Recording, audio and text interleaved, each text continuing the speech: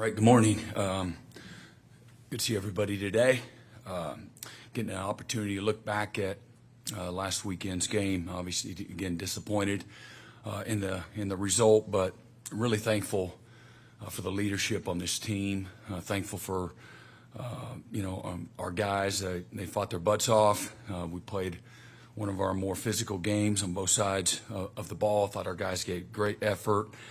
Showed great pride, and we really gave ourselves a chance going on the road against a really good team, number 2 offensive team in college football, and number 1 in many categories as well on defense. And again, this is we played a really poor third quarter, but played an excellent first half. Really outplayed them there, and then even in the fourth quarter, we still continued to fight, gave ourselves a chance, move the ball.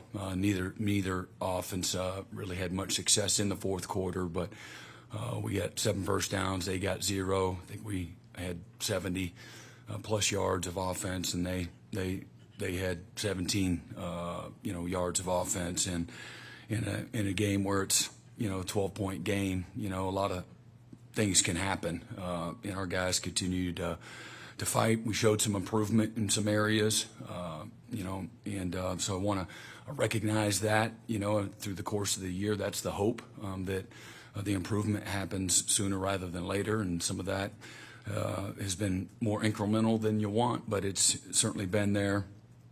And unlike our previous 2 games, where turnovers were a huge factor in those games. For the most part, we put one on the ground on a really good play by them.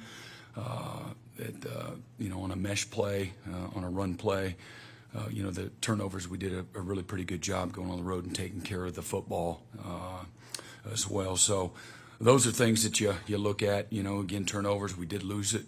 We lost it by 1, the margin, but we did run the ball much more effectively and efficiently than they did, and thought the lines of scrimmage from a run game standpoint, short yardage standpoint, all of those things, our guys really held up well on both sides of the ball. And again, our third downs, fourth downs, where we hadn't been very good on offense. Again, we're just under 50% on the day, which is a solid day against, again, one of the best defenses in college football. The first half, we were at 70% conversion rate, and really, again, just really playing really, really well.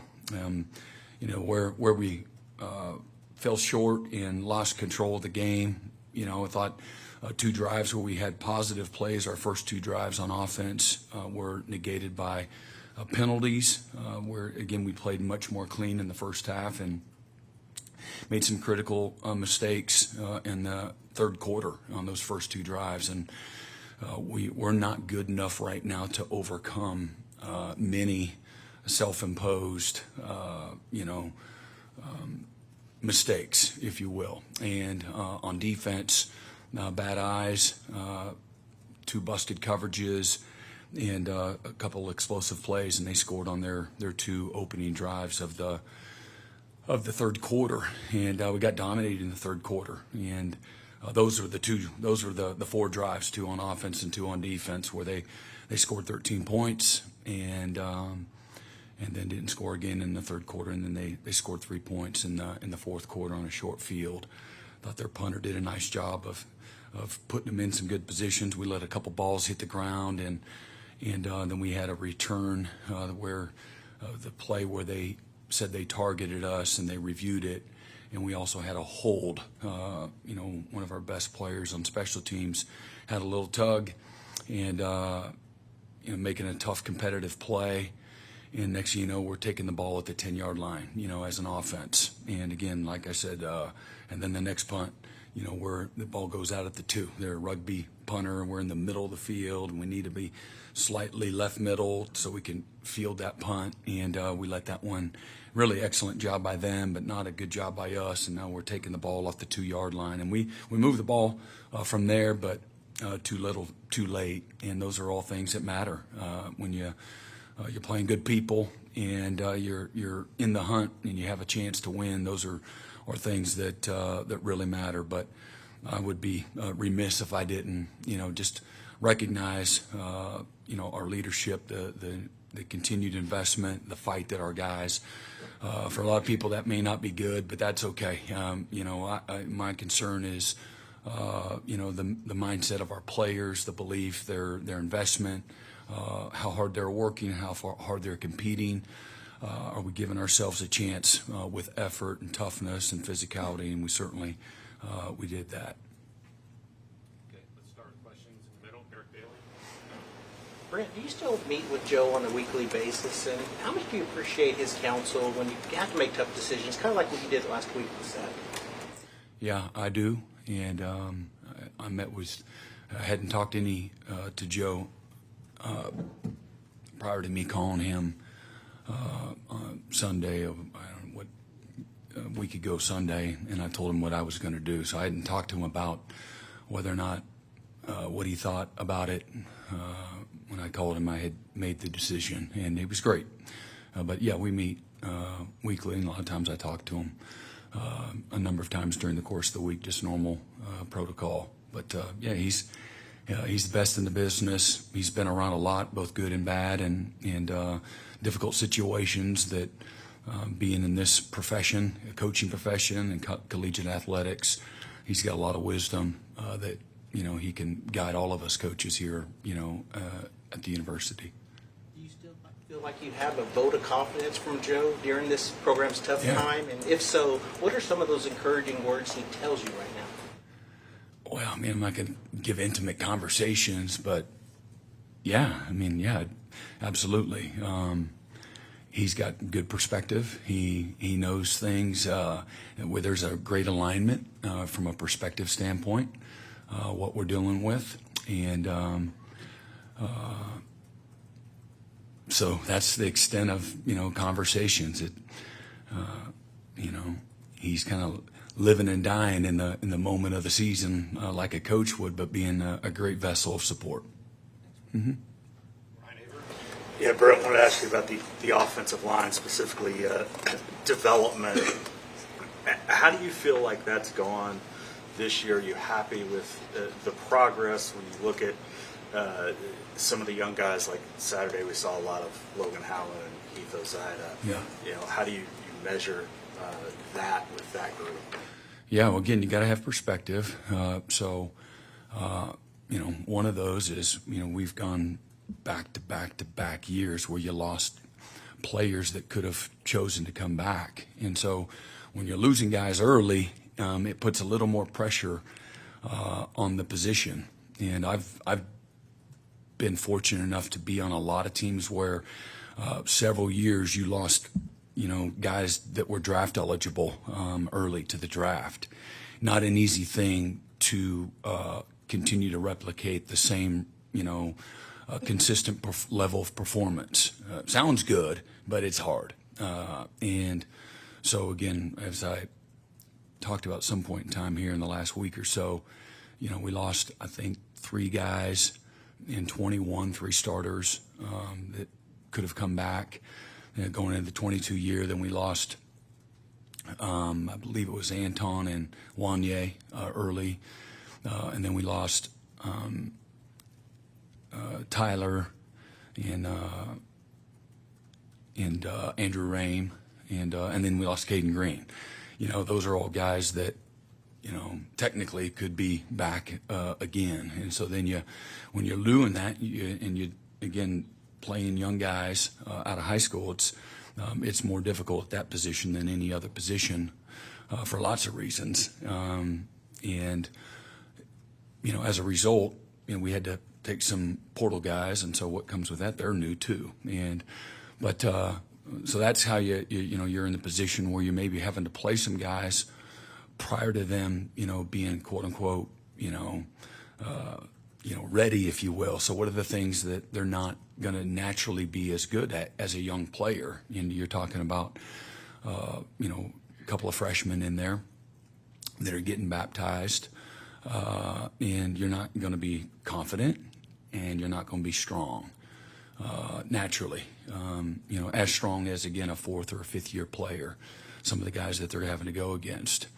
But when you're not confident, you're not physical. When you're not confident, you're not getting off on the snap. And we did that several times. I mean, we just don't get off on the snap. One guy says the rest of the line gets off, on the clap, and we don't. And that's not pointing a finger and blame. It's just not thinking about what we can't be thinking about. Just like a defensive player looking at the wrong thing. You don't look at the right stuff, you're going to get punished. Period. If you're not thinking about the right things, you certainly start with a snap count, and you get overwhelmed, and that happened in the game, and or hey, where's my help coming from here? Center sliding away. I'm in a man protection scheme. I can't go the wrong way and turn the three technique loose. And when you play, again, nobody wants to hear, I'm going to say it anyway because it's what the facts are. But when you're playing freshmen play like freshmen sometimes, and they don't have, experience and wisdom they can lean on. And so that happened a few times. But at the end of the day, I really felt like, and this is whether it's, while Jacob was still healthy and whatnot, through really, three quarters, we gave ourselves a chance on the offensive line. We had winning performance, and had 3 sacks, prior to the last 6 or 7 minutes of the game, and one of them shouldn't have been a sack. It's a mesh. It's a run play, and they counted the fumble as a sack, and then later in the game, on the double pass, we get a sack by Bauer Sharp. He pulls it down because the guy's covered. And I think we had 6 sacks in the last 11 snaps of the game. So like I said, none of it's any good. We got to be better. We got to, know the snap count, get off on the snap count. But overall, again, development piece, again, we're in the infant stages of that, Heath Ozide has done some really good things, and he's got a tremendous ceiling in front of him. And we really believe Logan Howling can play this game a long time. But he's not there yet, and like you would expect, he's and right now he's not an overly confident guy, and at times Heath's not, and so that comes from going through it, and that's not a great solution, quote unquote, but that's where we're at, and again, Bill Bedenbow is one of the best in the business, and he's done a great job. He has a career of doing more with less and developing guys, taking undervalued guys and getting them in a position to play well. And but that being said, again, if you look at a stat sheet right now, we're really bad when it comes to lots of spaces. And sacks is one of them, and so you got to have perspective on all of it.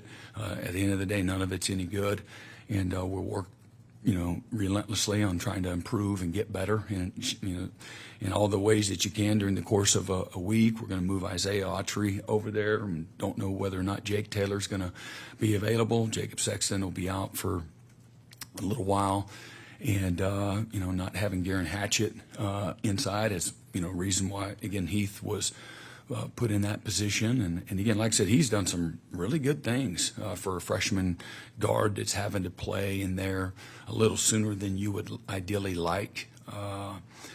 But he's done some good things, and he's a tough kid, and so's Logan. And, tough guys that they want to do well, and they've got great futures.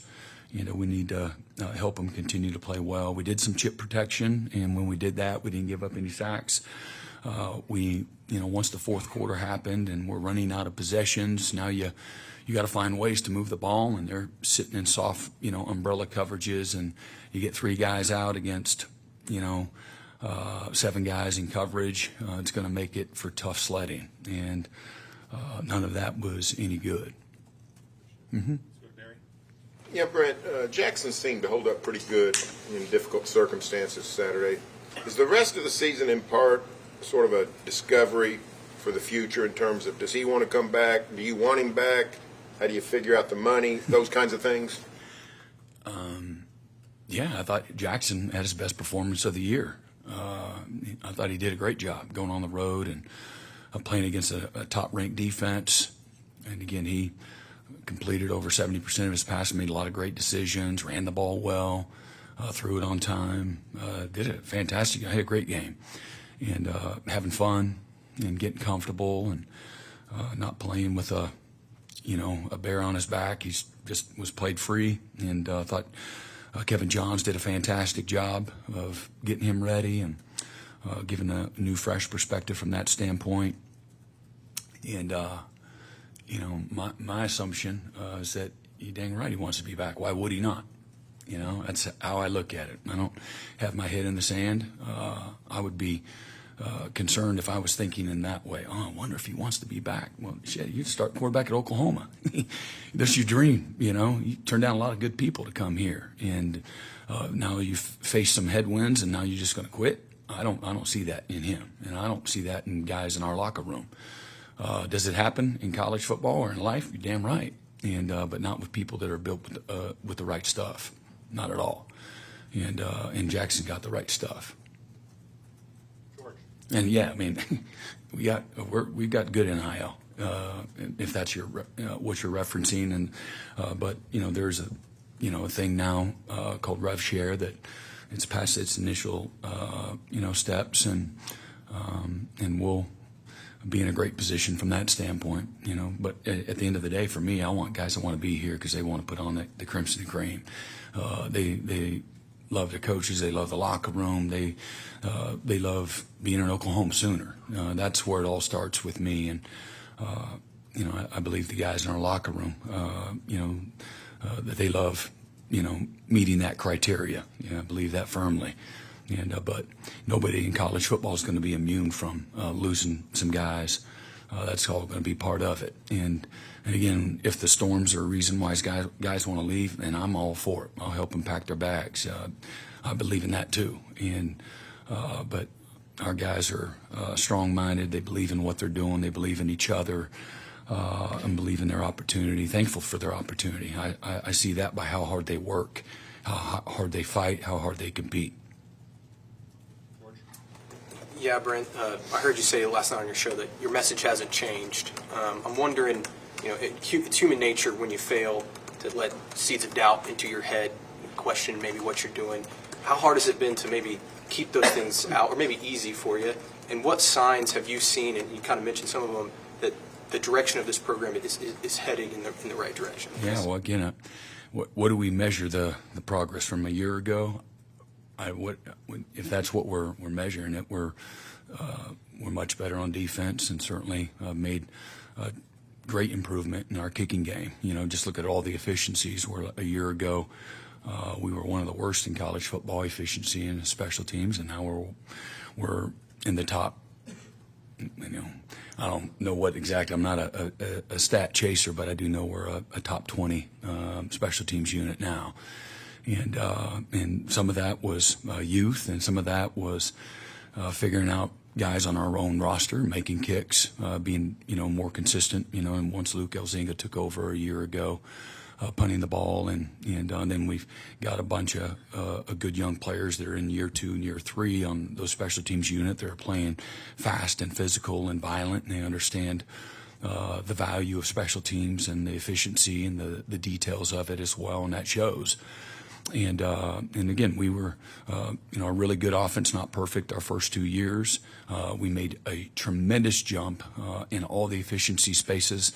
Dylan went from a 60% conversion or a completion percentage quarterback to, 70%. We went for really below average 3rd and 4th down offense in 2022, to one of the best in college football. And scoring points and red zone offense and all of those things. And for lots of obvious reasons, which you all have probably been reporting on for the last several weeks, there's been a drop-off in our offensive production, a dramatic drop-off this season. And but I believe in the young talent that we have recruited, and the guys that are coming in the future, and our ability to go help in recruiting and making our roster better.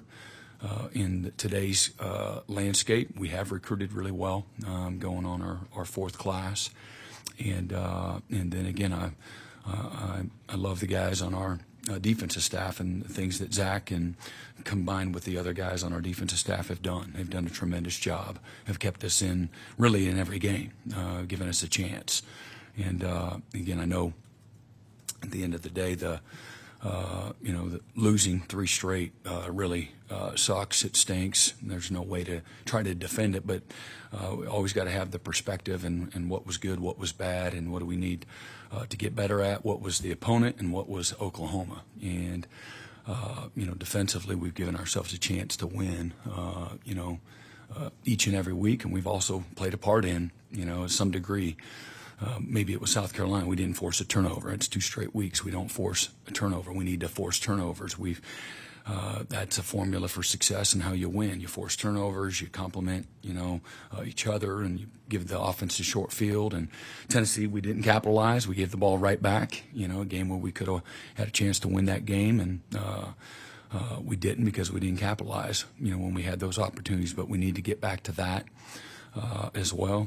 A week ago we had 6 sacks. Against Ole Miss we only had 1, and that's disappointing. And we needed in a game that was within arm's reach all the way to to the end of the game. We needed to create some negative plays and like turnovers, maybe go score on defense. We were able to do it on the road at Auburn. We didn't do it, on the road at Ole Miss. And but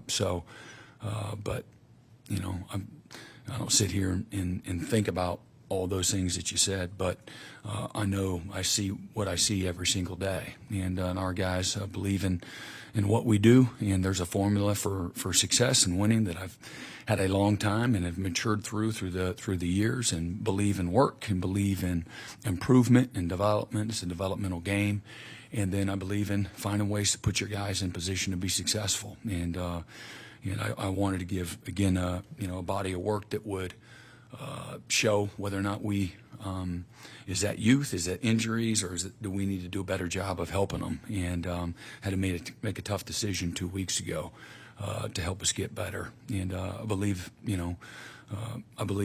it did. And but time will tell.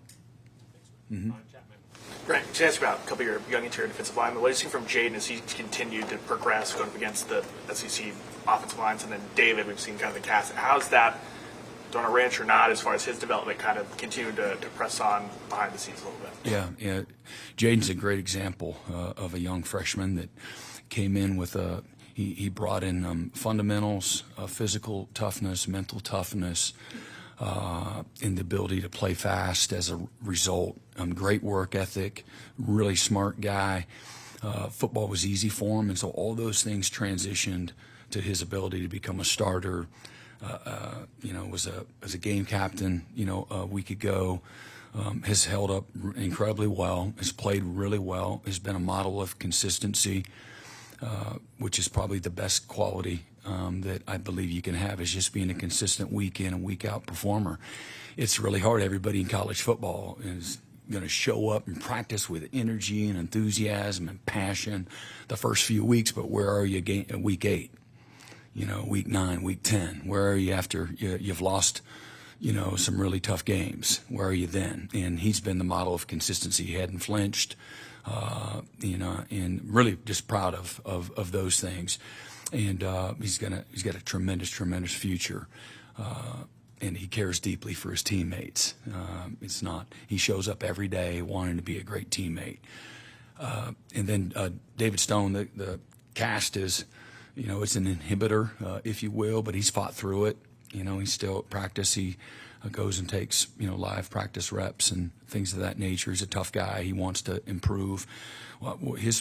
David Stone's best quality, he has this fantastic work ethic, but he has this amazing self-awareness.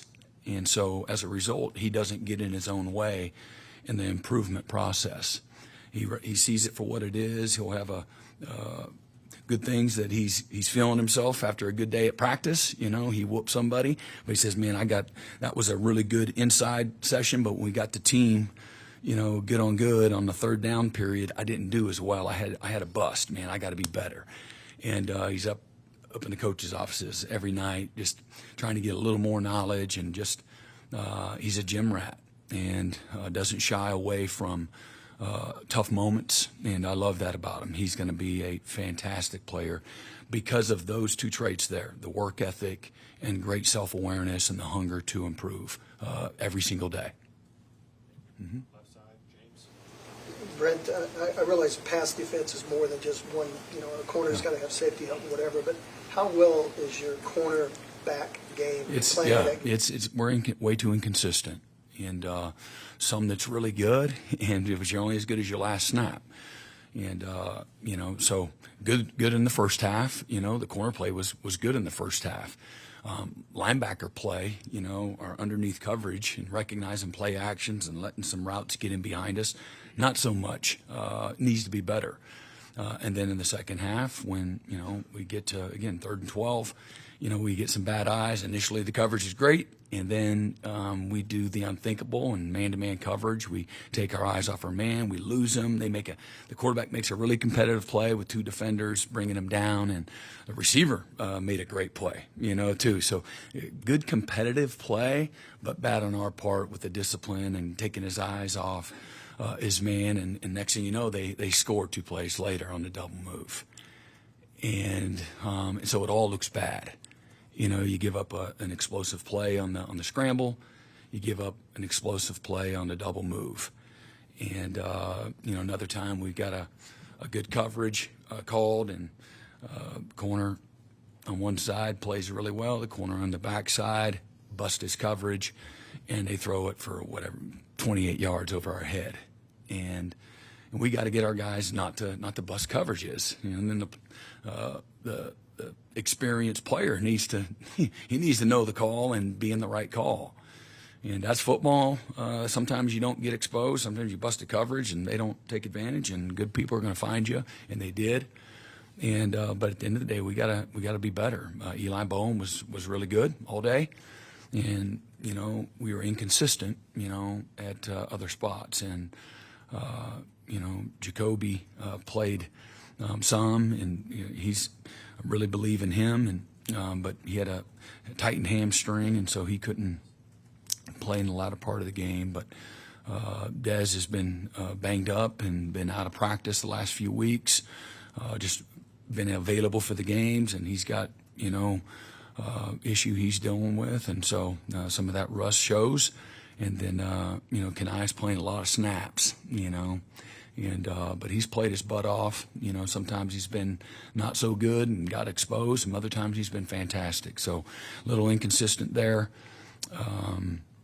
as well. And then McCarry's been banged up, and unavailable early in camp and missed all the camp, and came back and then got hurt again. So we got to stay healthy there. Gentry Williams being out for the year too there. So we've been a snake bit at that position, but we got to be better.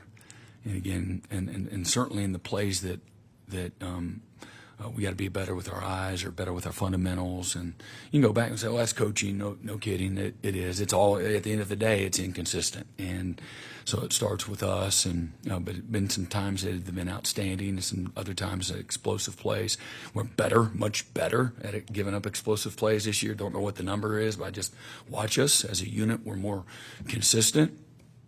But we can be better, and we need to be in order to play better in that third quarter. On those first 2 drives, we need to be better there, and certainly on defense, on things that we control us. I'm not talking about competitive plays. I'm talking about things that we got to be better at.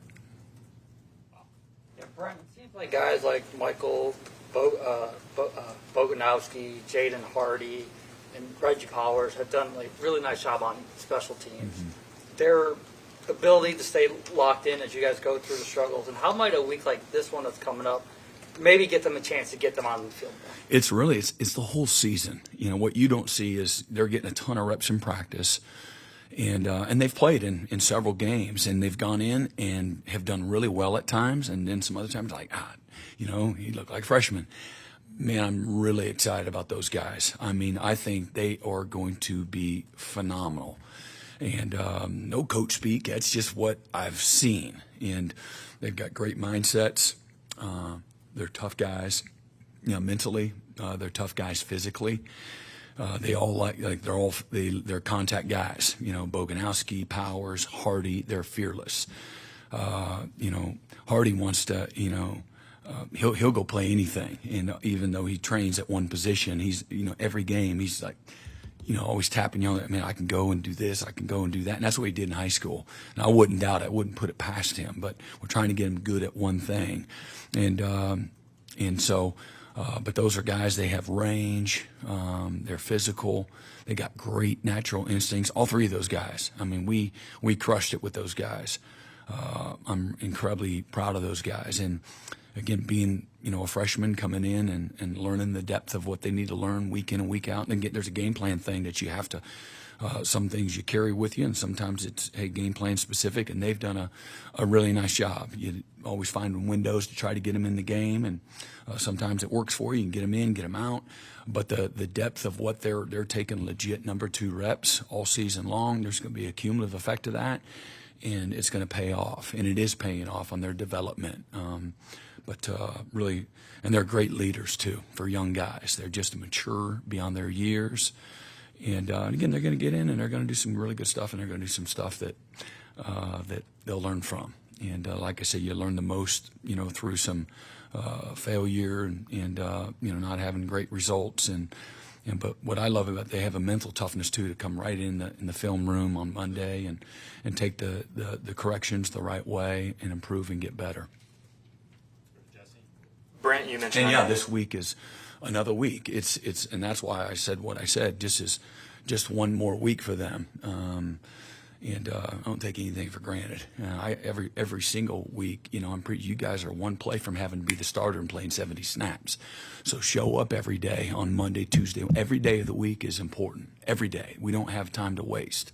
And don't get bored with the routine. And that's an easy thing to do. Week 6, week 7, week 8. There's a structure and a routine that keeps you focused on the right things and not get distracted. But at the same time, it's easy. I think it's easier not to do the little things than it is to do the little things really well every single day. And that's why I say the message isn't going to change, because I can't change what it takes, and it does take that. It's not reinventing the wheel. It's getting great at the basics. And so for young guys and old guys, it's easy to allow the routine of the season, the structure of a Monday, Tuesday, Wednesday, Thursday, Friday practice to bore you, and then next thing you've missed these amazing moments to grow and develop and not have a game rep mentality. Practice habits equal game reality. In every single game, guys are going to make mistakes. Every game. I've never been in a game where they haven't. And right now, our margin for error is really thin. And so mistakes that we make are, expounded tenfold. But these guys have, this week is every bit as important, but last week was the same message. And you're hopeful that, they'll get an opportunity early in the game to go in there and continue to gain, really valuable experience and also help us win. Brent, you mentioned on your coach's show last night about Isaiah Autry, maybe getting him elevated. I just wanted to ask you maybe about what you've seen from his development this season, and when you've got a young offensive lineman like that maybe hasn't played yet, what are maybe the challenges or expectations in terms of just getting him maybe ready for a bigger role? Yeah, so his physical development since he's been here just been tremendous. He's put on 40+ pounds, and strength addition that's come with that too. He's had a great fall. He's going against really good people, and again, what you see on game day shouldn't necessarily overwhelm you. It's not going to be dramatically different. They're going against an elite group of players on defense that know how to practice. They're going to show up and they're going to bloody your nose every day in practice if you're not ready to fight back. And so we've really developed a great environment for those young offensive linemen to train in every single day. And several times this year, he's been the Scout Offensive Lineman of the Week. And last week he was as well. He's really improved. Is he game ready? We're about to find out. And sometimes there's an easy transition, and other times it's all right. You got to get out there now. You got to take. We give them a card every day. I give them a dot to dot. What we do, on the card, it'll say, we use the language that the offense uses. If they call that play this, I want them to learn. I don't want them to learn what we call it on defense.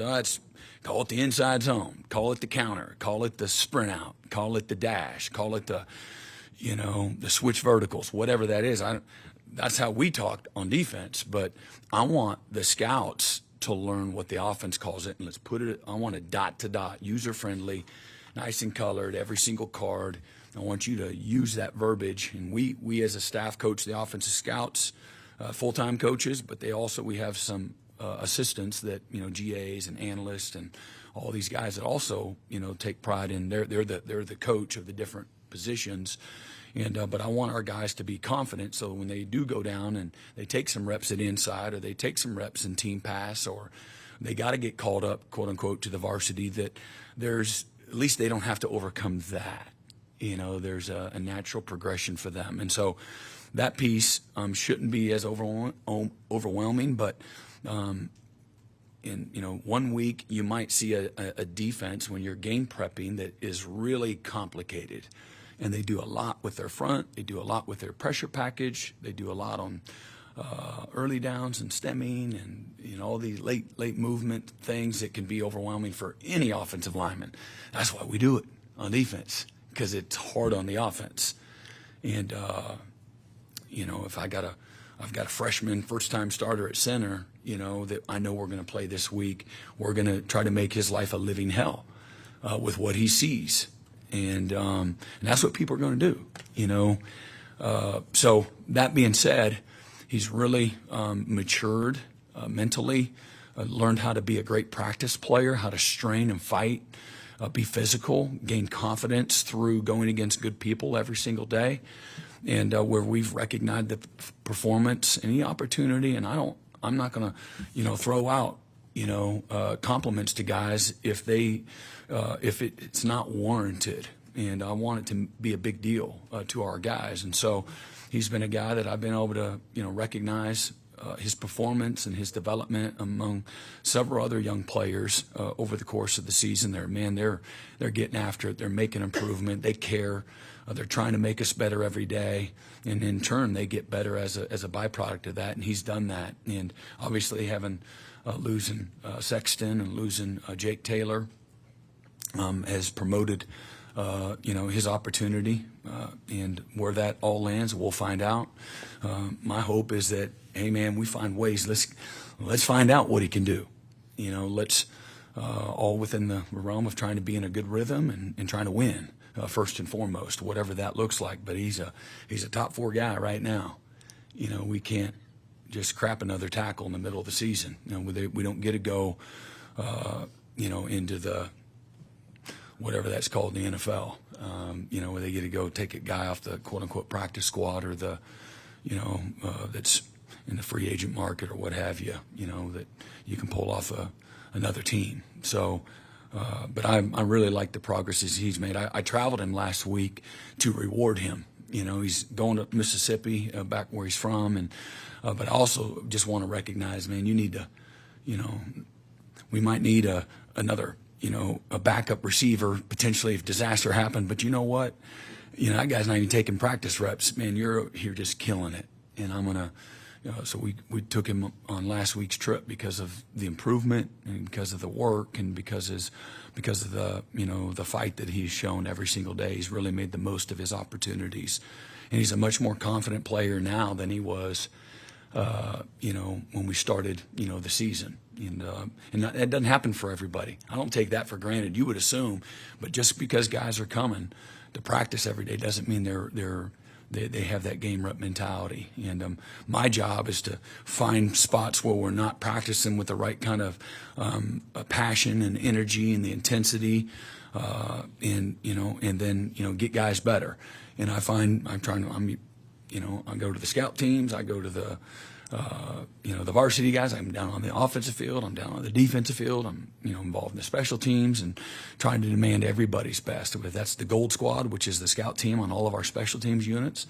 Everybody's effort and attitude, their ability to execute on the practice field is it's the difference between winning and losing. That's my mindset, and that's every coach that works for me. That's their mindset. And my job is to always, you don't get what you expect, you get what you inspect. And I'm, always, very intentionally and relentlessly trying to do that every single day that I show up. And that's bottom line expectation of me. And that's how you get guys better. And Isaiah's a byproduct of all of that. Brent, when you take out the sacks, I think you guys had over 200 rushing yards against Ole Miss. When you consider just how good Ole Miss has been against the run, what can a game like that do for the confidence of this offense moving forward, and how can you kind of build off that going into this final month? It's only affirmation on what I said. If we get out of our own way, if we don't beat Oklahoma, if we do the things that winning requires, even though we have XYZ down with injuries, if we do that, and it's hard, it's always going to be hard. This year it's even more difficult because of the challenge of the people that we're playing. But if we do that, we can play with anybody. We can beat anybody that we play against. And again, that may not be popular for people to hear, and everybody wants to find negative and all of it. That's cool too. But I know what I know, and I'm not wrong. And that's affirmation of that. And we got to get better. And if we make a few more, if we can make some explosive plays in the passing game, that's going to open up even more opportunities in the run game. And if we stay on schedule, if we don't, have pre-snap penalties, if we give them good field position, if we don't, have the unthinkable, penalties that just, it's always hard to overcome. You get to 3rd and 20, it's really hard. Against anybody on air at practice. So, but yeah, it's affirmation that we're getting a little better. You can't, you suck and you can't coach and you're not getting better, and then you do that. Unless I guess maybe it just happened by accident on its own. Everybody fainted and we just ran, unabated.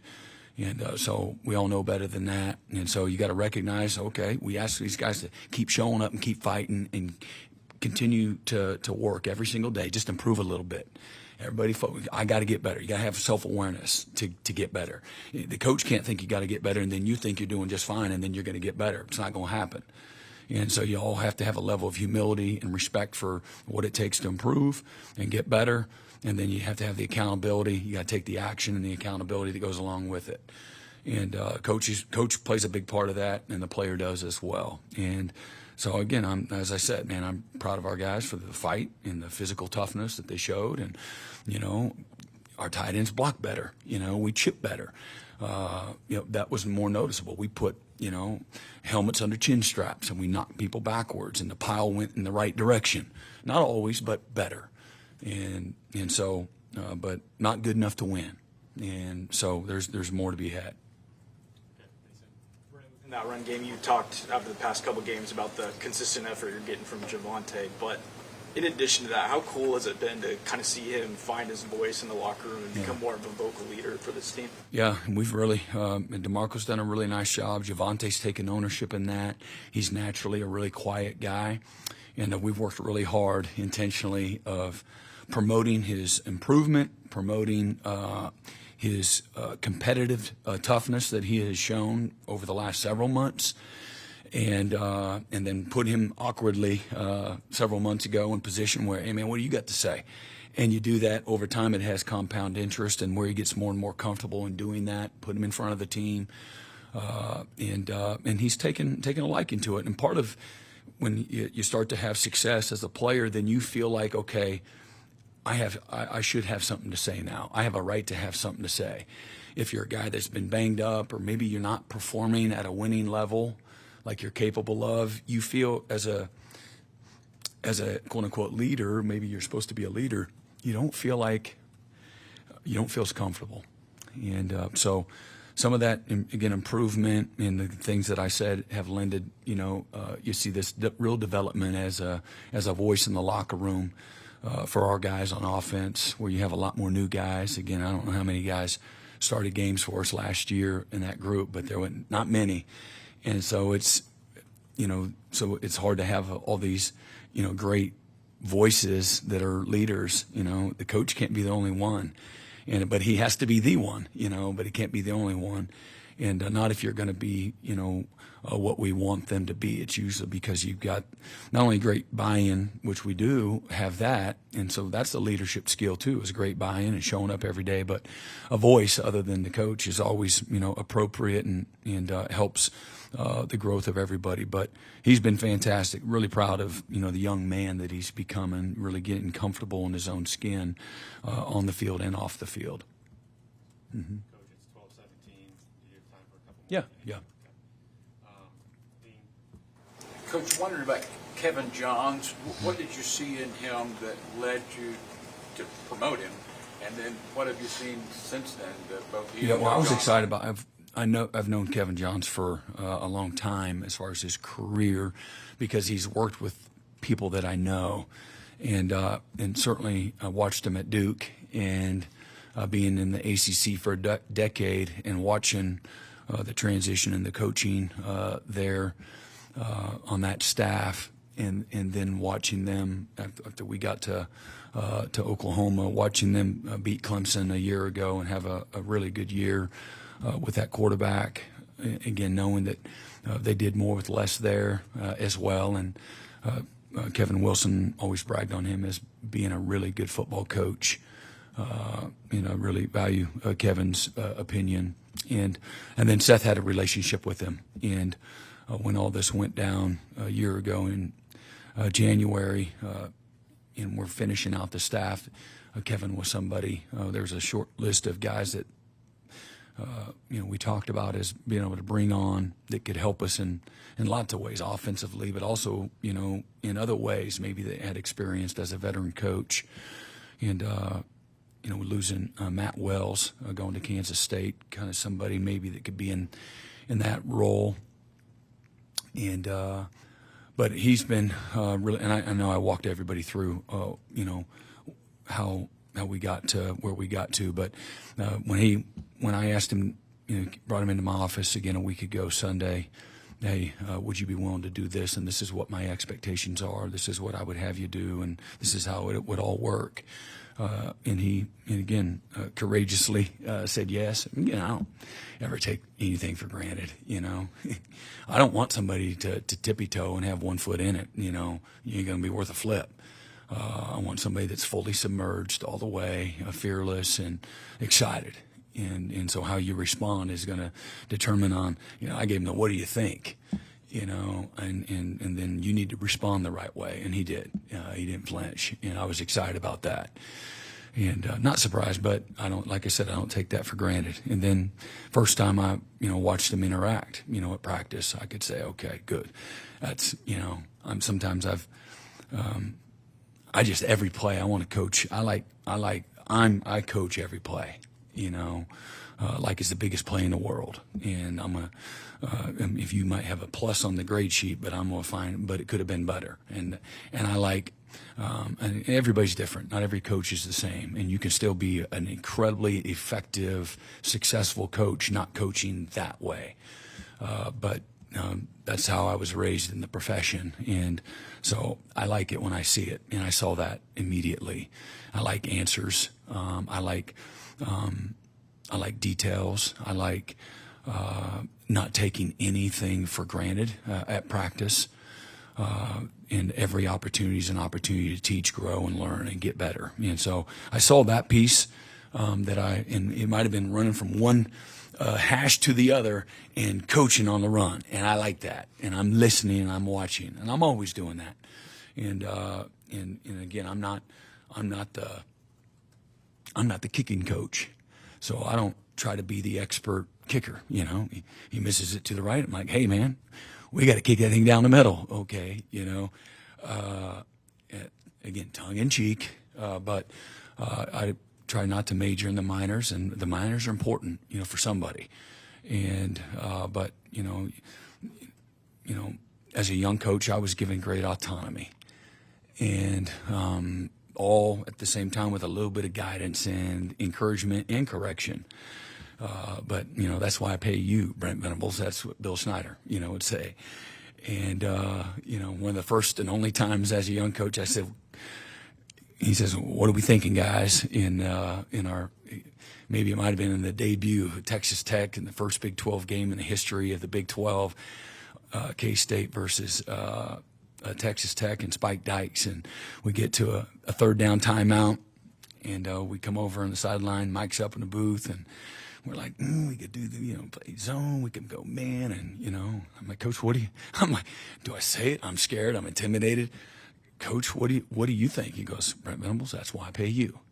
And we made some kind of, I don't know if it was right on that. We won the game, but I really like ambitious, driven, prepared coaches, and I believe the best coaches, have foresight. And I've tried to challenge, I always try to challenge coaches. I've been in the defensive room as a coordinator.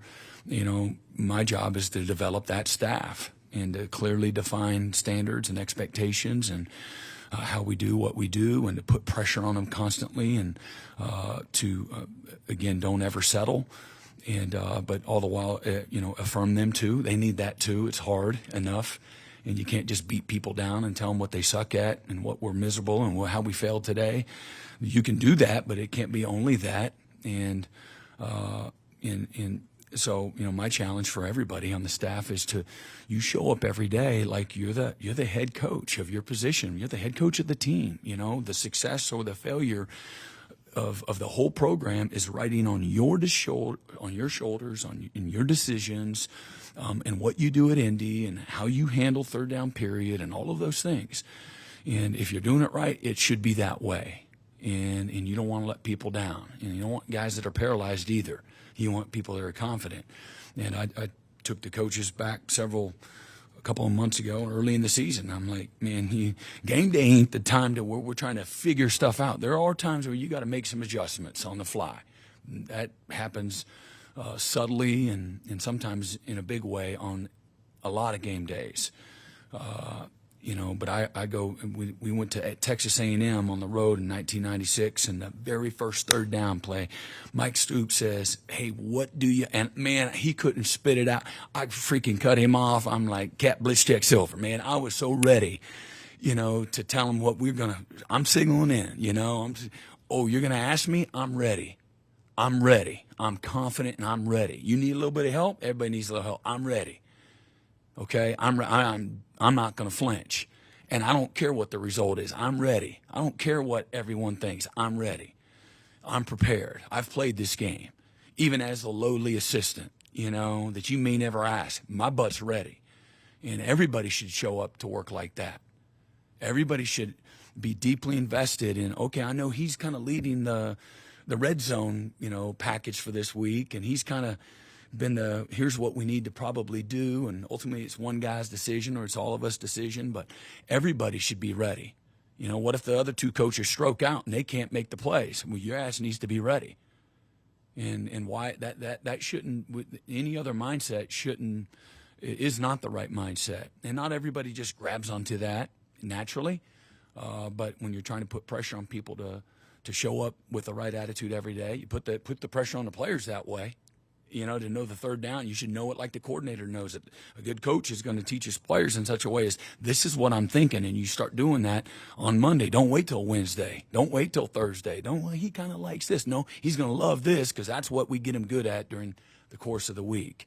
And sometimes that's not appropriate for everybody on the roster, but I think that's got to be the mindset, of the coach. And Kevin Johns, that's what I saw. When I said he was like a pig in the mud, it's because of all of those things, and not overcoaching. Sometimes we've all been guilty of overcoaching.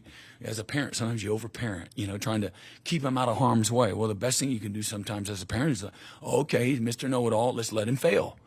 All right, he didn't. You've been telling him to take his practice gear for basketball practice today, over and over and over. You keep telling him he needs to do it on his own. He want to leave him at the house. He ain't practicing today. Coach going to, punish him, and he's not in the starting lineup. He needs that. And sometimes we can over-parent too, and sometimes you can over-coach. But I believe in not wasting a day, not wasting a practice rep. It don't matter what it is. And that's what I saw him do. And in a really natural, easy, organic way. and you would have expected it if he was the analyst every day, all season long, all spring and all summer, where he's working with him intimately, but he wasn't. And so that's what I thought. And I thought you saw, because of Kevin's ability to make it that easy from a transition, and a transition that who the hell would think that would be easy? There's nothing easy about it. There's nothing easy about, if the staff was the same, getting ready week in and week out. There's nothing easy about that either. There certainly isn't when you have a coaching change, and then at that position, a guy that maybe the most important position on the whole team, that touches the ball and makes decisions and all those things. And so for me to, to undervalue what a fantastic job that he and the rest of the staff did, would not be appropriate. I'm not sitting here and we lost the damn game, So I've gone out of my way. You asked a question. I think it's appropriate to answer it, adequately. And, those are the things that, I can have a great appreciation for and the players benefit from. There are still a couple more. There's still. Yep, that's good. John, River. Yeah, Brent, question on a couple of operational issues from Saturday. First drive, you guys' first offensive drive, they stopped the play twice. The center ref jumps in there, stops to let Ole Miss sub, even though you guys did not sub. Mm-hmm. And then in the fourth quarter, Ole Miss got their second sideline warning, which should be a 5-yard penalty. Yeah, so what they did, and it looked like that was a second sub, but they're going to give, the SEC is going to give a little latitude. And I'd have to go back and watch, but the only reasonable explanation is the last play ended on a sideline. It don't matter if you put anybody in or not. That's the some leagues didn't abide by those, or maybe they were inconsistent with that ruling. The SEC, because they know what it is. You go out of bounds and you kind of slip a guy in, and if you don't see it, because there's chaos. What are the refs looking at? They're not looking at, did they send somebody in? But if your team ends on your sideline, you can swip them. The receivers, people were doing that a couple of years ago. So SEC's like, hey, if it ends on a sideline, whether somebody subbed or not, we're going to give the opportunity to sub. I like that. I think that's fair. That's a good rule. And so maybe the fourth down, maybe that was part of it. And there's a method to some of those substitution patterns. And for me, I'm just looking at practical. If we are allowed to sub, I'm the head coach now. We're allowed to sub. Then don't do a late sub. You do a late sub, and now you got to either call timeout or you got to take a delay because you late subbed. Around 22 seconds. You ain't got enough time to sub, because watch what they do, how they sub. And so you're going to be – so teams that do a lot of subbing, like on offense, it can be a real issue for you if you're trying to go fast, and if you're not trying to go fast, if you don't sub fast enough. And then all of a sudden you need a motion in there, or maybe you got a shift and then a motion. It's a real problem. And so but I'd have to go back and look at that, and hey, I got enough problems. Does a penalty there help you? Maybe. In stopping people, maybe, but I got enough problems. Those are things that I'm not going to overrule. It's not like that's a reviewable thing, and I can, bitch, moan, and complain, turn things in. It doesn't create a solution for anything or anyone. Avenue of communication in that situation. Oh yeah. Where you say they did this. Hey, yeah, and then you just, I'll find out, and then they get back and, well, it wasn't really a warning. It was, it really, they gave him a little, it wasn't like the last time. And so whatever. It's good. I'm not. Put Brent back right. So, Coach, you've been in the midst of all these high-pressure SEC games. And now It's all high pressure. It's always that. I know what you're saying, though, but I don't think it's a new thing because it's the SEC. The margin for error is small. We said going in, it's a one-possession league, and every week seems like, oh, man, these are the best players in the world you're playing. And I, again, say that in a humorous way, but it's all high pressure. Always has been. Yeah, but now you're playing Maine in the midst of all of that, Yeah. a non-conference game, championship subdivision. On one hand, obviously, you played a lot of tough games. On the other hand, you guys have struggled. What mental approach do you need to see from your guys, given the change in opponent? Well, just what you do every week. It's you got to know the DNA of the new team, but it's a nameless, faceless. It's about you, your standards, how you practice, how you prepare, the sense of urgency, the fundamentals. Are you improving, getting better? Your mindset, your attitude, your workload, your intensity, your focus on detail. You can't cheat the game. And so it don't matter about the opponent. If we don't take care of us, if we don't do those things that I just said, if we're not coming in, if we've been I'm going to come in and do extra recovery this week. I got a routine of red light therapy. Oh, but not this week because this team, we're only favored by this, or we're not favored. We're down. So, this is Texas, so I'm going to practice this way. And listen, I know what the results have been. I've in a really tough way, have lived through all of it. I'm the leader of it, and I take all of it, and that's appropriate. But man, you don't play to a scoreboard or an opponent. You just don't. And every week is again a season of its own. It's always the biggest game of the year. It's a great opportunity to improve and get better for us. We're on a 3-game losing streak. Hey, let's get back on track. Let's start to create a little momentum, and then we feel a little bit better. Winning cures a lot, and having some success develops confidence, and you can still get confident being down on the scout team like an Isaiah Autry, even though we're losing. But man, winning is affirmation in some ways, and but winning, I don't never take it for granted. And nobody wants me to come in here and go through all the stuff. I could brag on Maine. Nobody. Well, they got 17 graduates, and well, what does that mean? They got a lot of experience, but nobody cares. And it's like I said, we're focused on Oklahoma, like we always have been. There are schemes that we got to get ready for, and we need to get them down quickly. And otherwise it'll get sloppy and it don't look good. That'll show up too. And if I said, hey fellas, we're playing this opponent this week, I'll see you on Thursday. We'll give you the first 3 days of the week off, and we'll start up on Thursday. How do you think that's going to look? No matter who you play, it's going to look like crap. But I don't want our guys. Hey, well, this week let's meet a little longer. Let's practice a little longer. Let's. No, there's a routine, there's a system, there's a method. Every year you might, hey man, we're a little bit banged up, we're getting thin. Well, we normally scrimmage all of our young players. Well, a lot of our young players are old players now. They're with it, so we haven't been scrimmaging weekly the last 6 weeks, and so there's that. So you handle it every year. But as you get to about midway point, you start incrementally starting to shorten periods and try to keep guys fresh, and so you're always doing that, and maybe a little more. We need development, but man, we got to get healthy. We don't have the depth that we did have before injuries. Right? That's real. So what happens? Well, the backups are taking a hell of a lot more reps. So you don't have as many reps as you can get in 20 hours. If you do that, you're going to rip all the tread off the tires. And so we have sports science, and we can really do a really good job of, in a very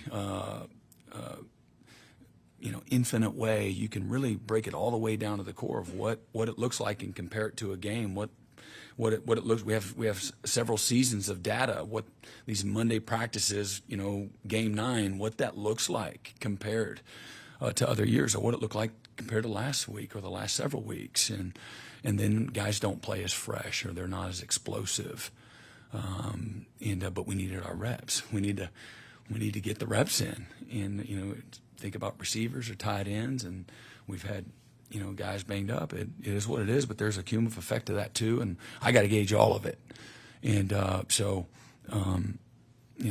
trying to continue to develop this team. It's important that we do that. And if we make improvement, we get a few guys back, and we can, maybe build on some of the success that we had on, not enough, but some of the success, we'll have a chance to put a winning streak together, to finish the year. And it's going to be tough. It's going to be a great challenge, but it's doable. That's our focus and our mindset. But it's on what's in front of us right now. And we go have a great Tuesday practice, but we were 7% less this Monday, as a football team in our output than we were a week ago Monday, and that's total mileage and all of those things. And again, that's going into week 9. Hey, man, let's slightly pull back and try to get some guys healthy. What happens a lot of times when you play a lot of youth, their bodies aren't built up from a physical stamina standpoint. They just don't. They have less tread on their tires, believe it or not. And as the season goes on, that mentally, physically, all of that starts to diminish to a certain degree. Jaden Jackson is an alpha, and he's certainly not immune from that, but less for him. Some other guys is just like, oh, we got to do it again, and that's what's really hard. And the good teams, man, they can do it week in and week out, and they just start dropping. You see those, man, they got upset, another one less team that everybody's talking about. And because it's really hard to do it week in and week out. My job is to develop that routine, that mindset that we do things a certain way, and over the long haul, that will serve us well. And even in the middle of a 3-game losing streak, not that you're not always evaluating everything, you certainly are. But we're going to continue to have the same type of structure, make the appropriate adjustments like you would any time going into your 9th week. And I don't care who it is. And if we're playing the Dallas Cowboys and everybody else is playing, this other team, maybe I'm saying, hey, tell me why that makes sense, from a strategy standpoint. But I'm not complaining. I'm not promoting. I just show up and play and coach. All right.